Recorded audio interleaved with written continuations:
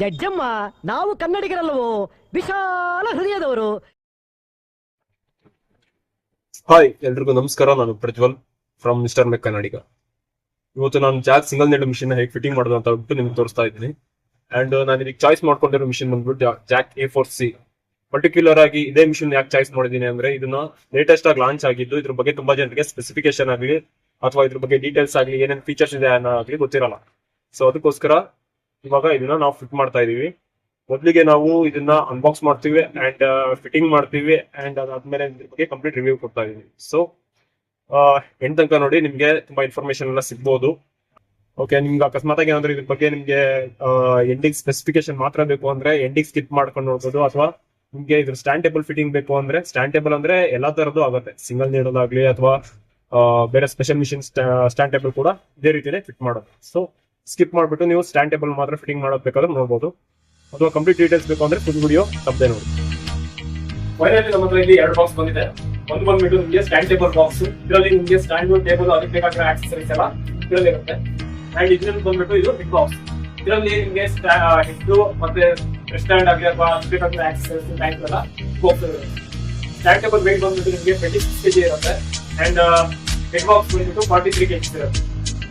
So ಇವಾಗ ನಾವು ಇದನ್ನ ಫಸ್ಟ್ ಓಪನ್ ಮಾಡ್ಬಿಟ್ಟು ನೋಡೋಣ. ಸೊ ಮೊದಲಿಗೆ ಇವಾಗ ಕ್ಲೀನ್ ಆಗಿ ಬಾಕ್ಸ್ ಓಪನ್ ಮಾಡೋಣ. ನಂತರ ಇದರಲ್ಲಿ ನಿಮಗೆ ಆಕ್ಸೆಸರೀಸ್ ಬಾಕ್ಸ್ ಸಿಗುತ್ತೆ. ಇದರಲ್ಲಿ ಮೊದಲಿಗೆ ನಿಮಗೆ ಸಿಗೋದು ಯೂಸರ್ ಮ್ಯಾನ್ಯಲ್. ಅಂಡ್ ಇದು ಬಂದ್ಬಿಟ್ಟು ನಿಮಗೆ ಹೆಡ್ನ ಮುಚ್ಚಕ್ಕೆ ಕವರು ಜಾಕ್ ಕಂಪ್ನಿದೇ ಬರುತ್ತೆ. ಅದಾದ್ರ ಮೇಲೆ ಇದು ಟ್ಯಾಂಕಿಗೆ ಆಕ್ಸೆಸರೀಸ್, ಅದರ ಹೆಡ್ ಕೂರೋದಕ್ಕೆ. ಅದಾದ್ಮೇಲೆ ಪೆಡಲ್ ಕಂಟ್ರೋಲರ್. ಅಂಡ್ ಇದು ಬಂದ್ಬಿಟ್ಟು ಥ್ರೆಡ್ ಸ್ಟ್ಯಾಂಡ್, ದಾರ ಹಾಕ್ಲಿಕ್ಕೆ.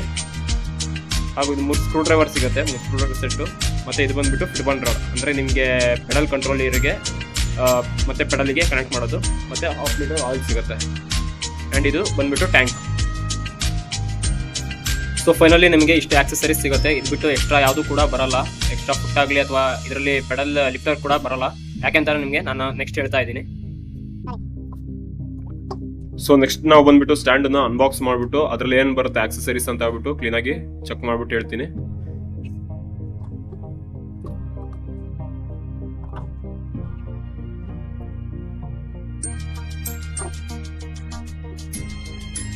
ಮೊದಲಿಗೆ ಇದರಲ್ಲಿ ನಿಮಗೆ 2 ಲೆಗ್ ಸೆಟ್ ಬರುತ್ತೆ, ಅಂದ್ರೆ ಆ ಕಡೆ ಈ ಕಡೆ ಸ್ಟ್ಯಾಂಡ್ ಬರುತ್ತೆ. ಆಮೇಲೆ ಒಂದು ಸೆಂಟರ್ ಪಟ್ಟಿ ಬರುತ್ತೆ. ಆಮೇಲೆ ಪೆಡಲ್ ಪಟ್ಟಿ, ಪೆಡಲ್ ಅಂಡ್ ಡ್ರಾ ಬಾಕ್ಸ್ ಮತ್ತೆ ಸ್ಟ್ಯಾಂಡಿಂಗ್ ಬೇಕಾಗಿರೋ ಫಿಟ್ಟಿಂಗ್ ಮಾಡಕ್ ಬೇಕಾಗಿರೋ ಆಕ್ಸೆಸರೀಸ್ ಎಲ್ಲ ಇದರಲ್ಲಿ ಇರುತ್ತೆ. ನೆಕ್ಸ್ಟ್ ನಾವು ನೋಡೋದಾದ್ರೆ ಅದಕ್ಕೆ ಡ್ರಾ ಬಾಕ್ಸ್ ಅಲ್ಲಿ ಅಂದ್ರೆ ಸ್ಟ್ಯಾಂಡಿಂಗ್ ಆಕ್ಸೆಸರೀಸ್ ಏನಪ್ಪಾ ಅಂದ್ರೆ, ಸೊ ನಮಗೆ ಇದರಲ್ಲಿ 4 ಬುಷ್ ಸಿಗುತ್ತೆ ಲೆಗ್ಗಿಗೆ. ಅಂಡ್ ಇವೆರಡು ಪೆಡಲ್ ಇಂದ ಸೈಡ್ ಕ್ಲಾಂಪ್ಸ್. ಆಮೇಲೆ ಪೆಡಲ್ ಪಟ್ಟಿ, ಸೈಡ್ ಕ್ಲಾಂಪ್ ಅಂಡ್ ಬಿಸ್ಕೆಟ್ ಪಟ್ಟಿ, ಅದಕ್ಕೆ ಬೇಕಾಗಿರೋ ಸ್ಕ್ರೂಸು ಮತ್ತೆ ಡ್ರಾ ಬಾಕ್ಸ್ ಸಿಗುತ್ತೆ.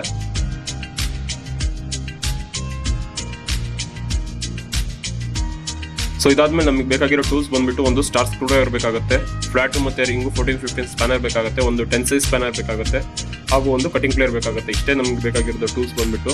ಇದಕ್ಕಿಂತ ಜಾಸ್ತಿ ಏನು ಬೇಕಾಗಿಲ್ಲ. ಇವಾಗ ನೆಕ್ಸ್ಟ್ ಬಂದ್ಬಿಟ್ಟು ನಾವು ಸ್ಟಾರ್ಟ್ ಮಾಡೋಣ. ಮೊದಲಿಗೆ ನಾವು ಬುಷ್ಗಳನ್ನು ಹಾಕೊಳ್ಳೋಣ. ಲೆಗ್ ಬುಷು 2 ಬದಿನು.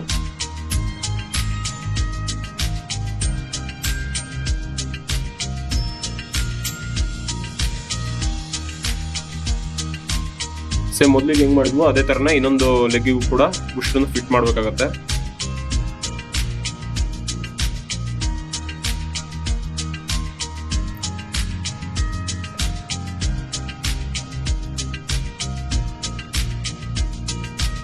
ನೆಕ್ಸ್ಟ್ ಬೋಲ್ಟ್ ನಟ್ಟು ಮತ್ತೆ ಕ್ಲಾಂಪ್ ಹಾಕ್ಬಿಟ್ಟು ನಾವು ಸ್ಟ್ಯಾಂಡ್ ನ ಎಷ್ಟು ಹೈಟ್ ಬೇಕು ಅಂತ ಹೇಳ್ಬಿಟ್ಟು ಸೆಟ್ ಮಾಡ್ಕೋಬೇಕು. ಇದು ಹೈಟ್ ಎಷ್ಟು ಬೇಕಾದ್ರೂ ವೇರಿಯೇಷನ್ ಕೂಡ ಮಾಡ್ಕೋಬಹುದು. ನಾವೆಲ್ಲ ಮಾಡೋದು ಬಂದ್ಬಿಟ್ಟು ಸ್ಟ್ಯಾಂಡರ್ಡ್ ಹೈಟ್ ಮಾಡ್ತಾ ಇದೀವಿ. ಅಂದ್ರೆ ಫ್ಯಾಕ್ಟರಿಯಲ್ಲೆಲ್ಲ ಏನ್ ಸೆಟಪ್ ಇರುತ್ತೋ ಅದೇ ಸೆಟಪ್ ಅಲ್ಲೇ ನಾವು ಸ್ಟ್ಯಾಂಡರ್ಡ್ ಆಗಿ ಹೈಟ್ ಮಾಡೋದು.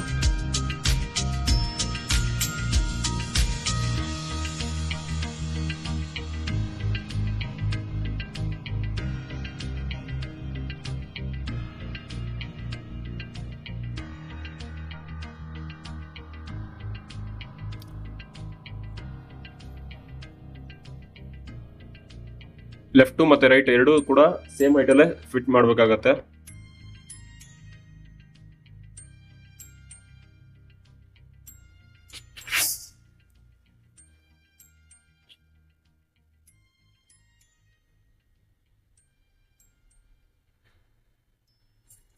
ಎಷ್ಟಾಗುತ್ತೋ ಅಷ್ಟು ಮ್ಯಾಕ್ಸಿಮಮ್ ಟೈಟ್ ಮಾಡಿ, ಇಲ್ಲ ಅಂದ್ರೆ ಹೆಡ್ ವೆಯ್ಟಿಗೆ ಡೌನ್ ಆಗೋ ಚಾನ್ಸ್ ಇರುತ್ತೆ. ಅದಕ್ಕೆ ಮ್ಯಾಕ್ಸಿಮಮ್ ಟೈಟ್ ಮಾಡಿ.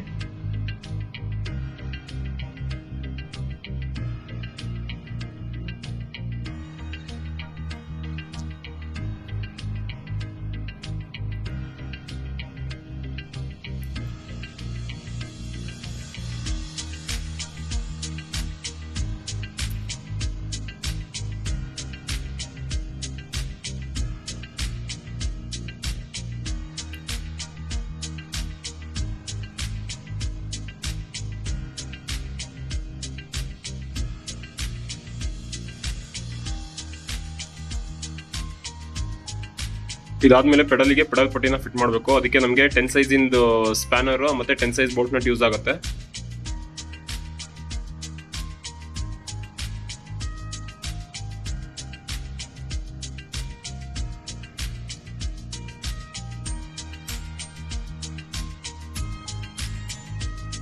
ಇದು ಕೂಡ ಕಂಪ್ಲೀಟ್ ಆಗಿ ಟೈಟ್ ಮಾಡಬೇಕು.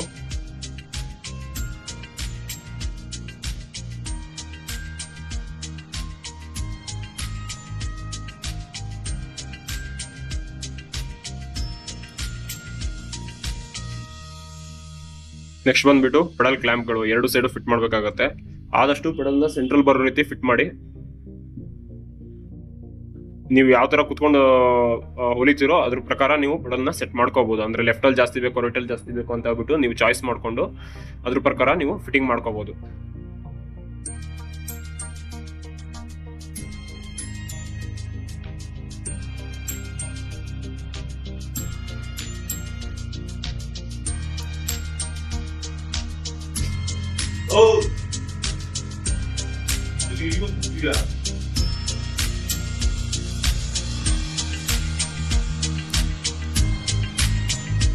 ಪೆಡಲ್ನ ಆದಷ್ಟು ಫ್ರೀ ಆಗಿರೋ ರೀತಿ ಫಿಟ್ ಮಾಡಿ. ಯಾಕಂದ್ರೆ ಅದು ಟೈಟ್ ಆಗಿತ್ತು ಅಂದ್ರೆ ನಿಮಗೆ ಪೆಡಲ್ ಪ್ರೆಸ್ ಮಾಡಿದಾಗ ಅಲ್ಲೇ ಸ್ಟ್ರಕ್ ಆಗೋ ಚಾನ್ಸ್ ಇರುತ್ತೆ. ಸೊ ಅದಕ್ಕೋಸ್ಕರ ಆದಷ್ಟು ಫ್ರೀ ಆಗಿ ಪೆಡಲ್ನ ಫಿಟ್ ಮಾಡಿ, ಮೂವ್ಮೆಂಟ್ ಆಗ್ತಾ ಇರಬೇಕು, ಪಾತ್ರ ಫಿಟ್ ಮಾಡಿ. ಅದಾದ್ಮೇಲೆ ಸೆಂಟರ್ ಪಟ್ಟಿ ಫಿಟ್ ಮಾಡಬೇಕು.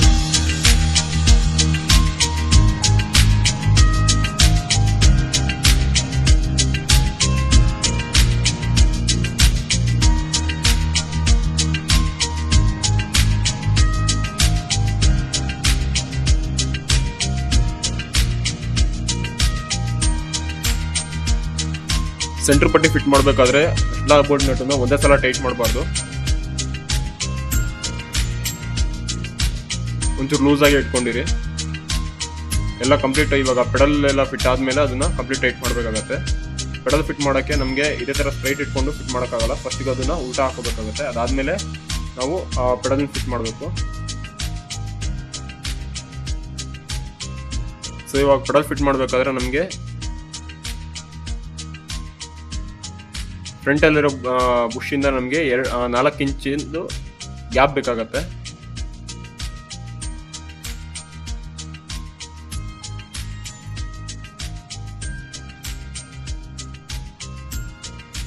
ಸೊ ಪ್ರತಿ ಸಲ ನಾವು ಟೇಪ್ ಇಟ್ಕೊಂಡು ಮೆಜರ್ಮೆಂಟ್ ಮಾಡೋಕ್ಕಾಗಲ್ಲ. ಅದಕ್ಕೋಸ್ಕರ 4 ಬೆಟ್ಟಿಟ್ಟು ಮೆಜರ್ ಮಾಡಿದ್ರು ಪರವಾಗಿಲ್ಲ, ನಡೆಯುತ್ತೆ.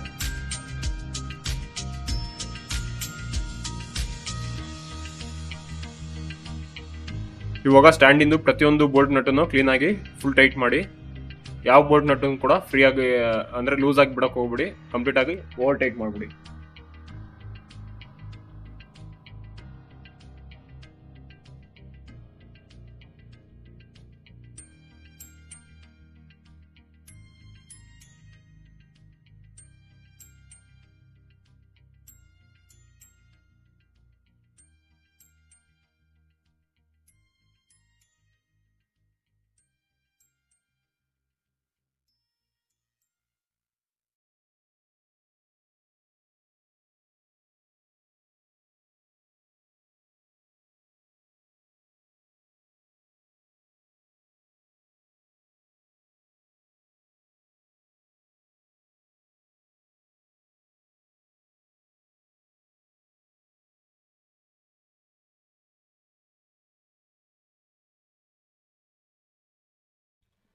ಸೊ ಫೈನಲಿ ನಮ್ಮ ಸ್ಟ್ಯಾಂಡ್ ಇರೋದು ಕಂಪ್ಲೀಟ್ ಆಗಿ ಫಿಟ್ ಆಗಿದೆ.